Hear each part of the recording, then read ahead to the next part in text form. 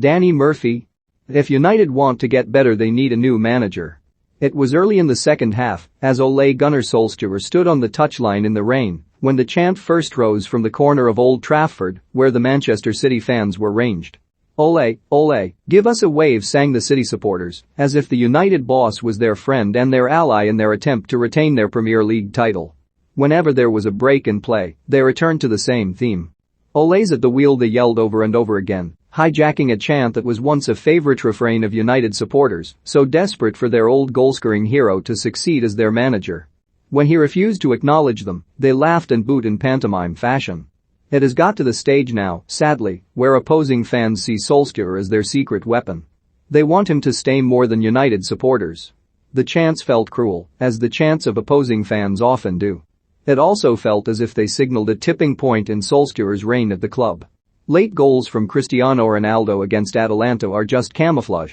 This game was seen by some as Solskjaer's last chance to reassert his authority at United and salvage his job as the pressure builds upon him, but it only served to emphasize the yawning chasm that exists between these two teams. Yes, the gap between them was only 3 points before the match, but the performances told a different story.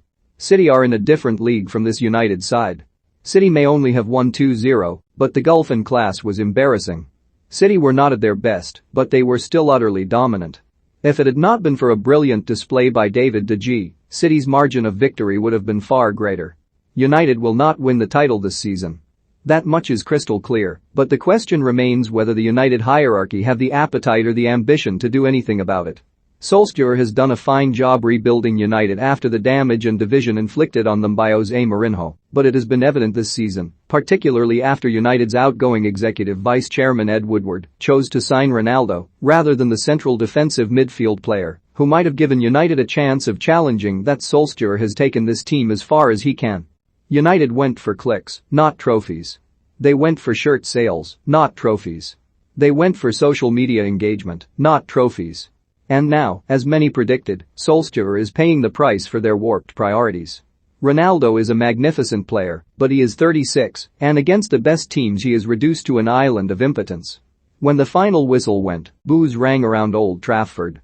If Daniel Levy were in charge here, that would be enough to prompt a change of manager, but Solskjaer's salvation may lie in the fact that United have dithered for so long over his position that Tottenham have stolen away Antonio Conte, who was, by a distance, the best available replacement. City treated United with barely disguised contempt. Not that they were unprofessional in any way. Just that they were too good. Way too good. Phil Foden was elusive and assured on the left, Joao Cancelo ran riot on the same flank, Bernardo Silva's industry was exhausting just to watch, and Ilkay Gundogan was the creative fulcrum. Jack Grealish only made the bench. City will be joined in a battle for the title with Chelsea and Liverpool. The height of United's ambitions, at the moment, will be finishing fourth, and if Conte makes a difference in North London, Arsenal keep improving, and West Ham maintain their challenge, that might be in jeopardy, too. But maybe United will beat Watford in their first game after the international break, and some will say the pendulum has swung again. City dominated possession early on, of course, but United forged the first half chance when Harry Maguire headed wide from a Luke Shaw free kick. City continued with the patient, probing build-up and nearly scored when Kyle Walker drove in a vicious curling cross to the back post that Silva stretched for but could only direct back across goal. United, though, failed to clear the danger, and the ball found its way to Cancelo on the City left. He bent in a cross to the near post. Eric Bailly made a lunging attempt to try to clear it, but could only slice it past De Gea into his own net. City quickly settled into an ominously smooth rhythm. They played the ball around United's half-hearted attempts at a press with contemptuous ease, toying with their opposition, drawing them in, and then stretching them out of shape with brilliant passing. United, in contrast, gave the ball away time after time. The home fans yelled out their frustrations. It was hard to blame them. Midway through the half, De Gea stood over a goal kick with defenders waiting either side of him, ready to try to play the ball out of defense. The United fans in the Stretford end jeered and roared and urged De Gea to kick the ball long. The defenders obeyed and ran upfield. De Gea kicked long, and City regained possession immediately. United's impotence in that period of the game was embarrassing. So many of City's players look comfortable on the ball. So many of United's treat it as an object they distrust. City were playing as if on a different level. But while there was only one goal in it, and while United had Ronaldo in attack, hope flickered for the home support. Sure enough, when the ball was worked wide to Shaw, his cross found Ronaldo on the edge of the box and Ederson had to fling himself to his left to beat away a volley. Ronaldo was bidding to be the oldest scorer in a Manchester derby, surpassing Paul Scholes, who was 35, when he scored against City at the Etihad in 2010. That is one record that will have to wait. It was a rare incursion from United. They were besieged in their own home. City really set about them now. Foden burst free down the left and cut a precise ball back into the path of Kevin De Bruyne. De Bruyne tried to side-foot his shot through the crowd, but it was blocked by Shaw. When it fell straight to Gabriel Jesus, it seemed he must score, but De Gea pulled off an astounding save to deflect his fierce shot over the bar. City became relentless. De Gea pushed a rising drive from Cancelo over the bar and then produced a brilliant reaction save with his right foot when Victor Lindelof deflected Foden's cross towards his own goal.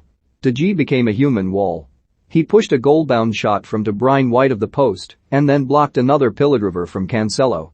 Without him in such fine form, United could quite easily have been 4-0 down at half-time, as they were against Liverpool.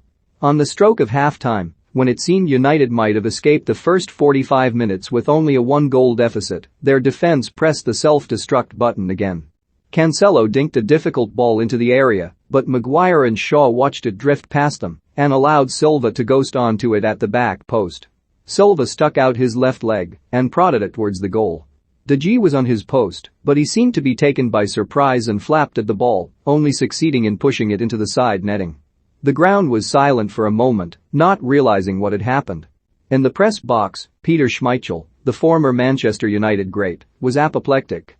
De Gea couldn't do anything initially, he said on radio, but my God, what are Maguire and Shaw doing on the back post? City's fans started to enjoy themselves. Ole's at the wheel, they sang over and over again. They took up the same theme at the start of the second half. Ole, ole, give us a wave, they sang. Solskjaer brought on Jadon Sancho in place of Eric Bailly at halftime, but it made little difference. United fans have, commendably, refused to turn on Solskjaer, but cracks in that support are appearing. When Donny van de Beek, who has been marginalized by the United boss, started to warm up, he was given a rousing ovation. United toiled as best they could to reduce the arrears, but they barely fashioned a move of any cogency in the second half. Foden missed 2 more chances, but it did not matter.